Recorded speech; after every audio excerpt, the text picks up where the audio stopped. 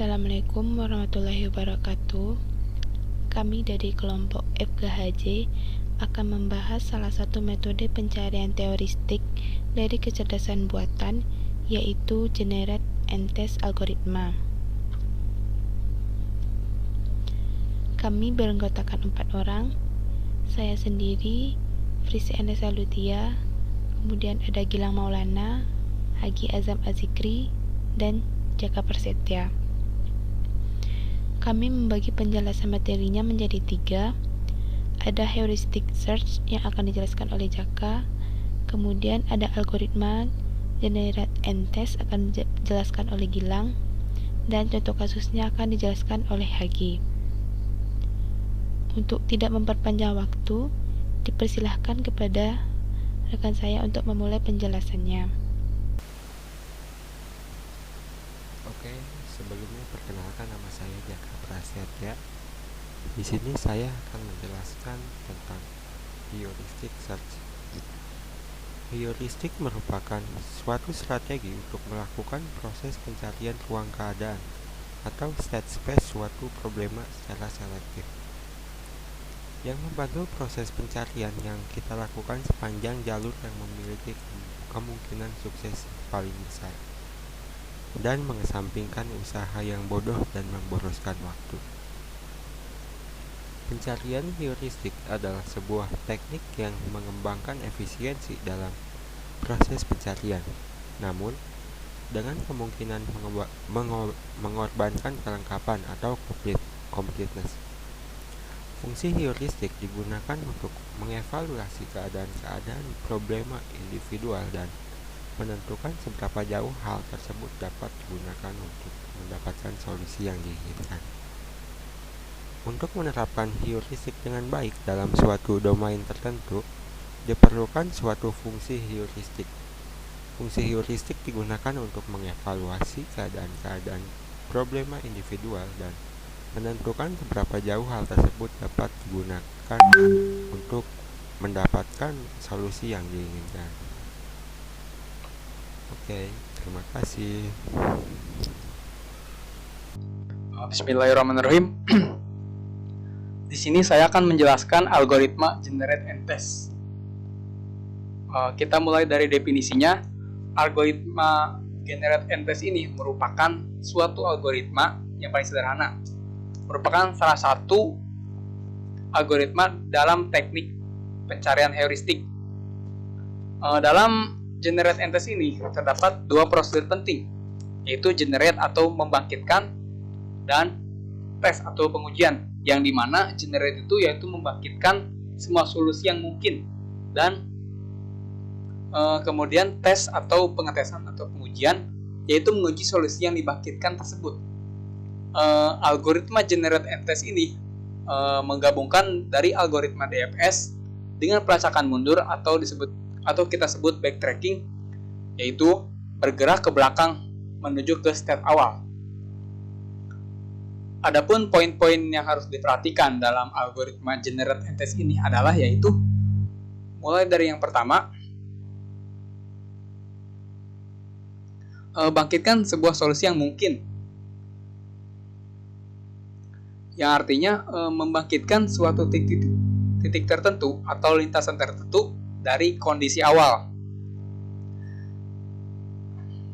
Yang kedua, menguji tiap-tiap node yang merupakan solusi dengan cara membandingkan node tersebut dengan node akhir dari suatu lintasan yang dipilih dengan kumpulan tujuan yang diharapkan. Oke, lanjut yang ketiga. Jika solusi tersebut telah ditemukan, maka keluar dari sistem tersebut. Jika belum menemukan solusi, maka kembali ke langkah pertama.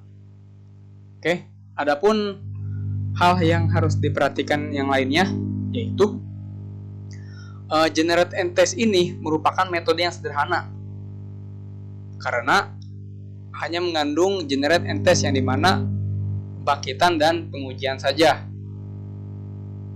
Oke. Generate and Test ini merupakan suatu prosedur yang menjamin solusi, yang dimana jika kita bisa menjamin solusi dari prosedur tersebut, itu dapat dikerjakan secara sistematis jika pembangkitan sebuah solusi itu mungkin.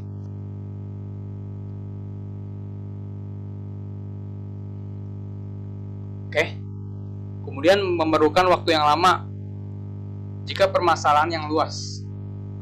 Generate and test ini memerlukan waktu yang lama jikalau ruang permasalahannya tersebut itu luas, maka akan memerlukan waktu yang sangat lama. Oke.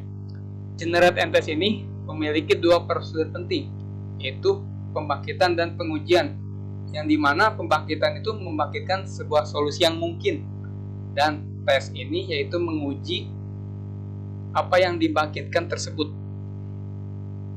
Oke, kemudian yang terakhir ada integrasi dengan kaidah DFS. Pada kasus penggunaan memori yang sedikit, kaidah DFS dapat digunakan untuk prosedur generate and test ini untuk menghasilkan suatu solusi yang dapat menggunakan fungsi heuristik. Nah, kemudian di sini saya akan menerangkan contoh kasus dari penerapan algoritma generate and test ini. Nah, di sini kita ada pencarian jarak terdekat. Di sini dimisalkan adalah jalur suatu bus. Dia bergerak dari A, B, C, D, E, bergerak dari 5 tempat tersebut. Ini tanda panahnya menunjukkan trayeknya dan angkanya adalah menunjukkan jaraknya. Nah, di sini kita akan mencari trayek mana yang paling dekat dari A menuju C berdasarkan jarak dan waktu. Nanti juga akan dicari berdasarkan waktunya. Nah, di sini pencarian dilakukan dari titik A menuju titik C dengan daftar trayek ini. 1A melewati halte A, D, dan C, 2A melewati A, E, D, dan C, 1B melewati B dan D, 2B melewati A dan B, dan 3A melewati B, C, dan E. Nah, di sini ada waktu jedanya 1A 5 menit, 1B 5 menit, 2A 7 menit, 2B 10 menit, dan 3A 7 menit. Itu per halte. Nah, jadi A itu tadi kan melewati A, D, dan C. Berarti A, D, C gitu ya. Nah, ini kita akan mencari dari A ke C itu mana yang terdekat gitu. Nah, ini daftar waktu yang dibutuhkan per haltenya ya, perjalanannya.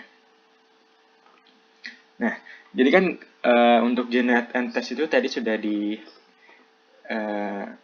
ya. Jadi generate and test generate dulu, yaitu membangkitkan semua solusi yang mungkin, habis itu baru dites mana yang terdekat gitu atau yang paling efisien. Nah, dari A bisa ke B bisa langsung ke C, atau dari A, B, D, C. Dari A bisa langsung di C, dari A menuju E bisa ke B dulu, bisa ke C, bisa ke D dulu juga langsung ke C,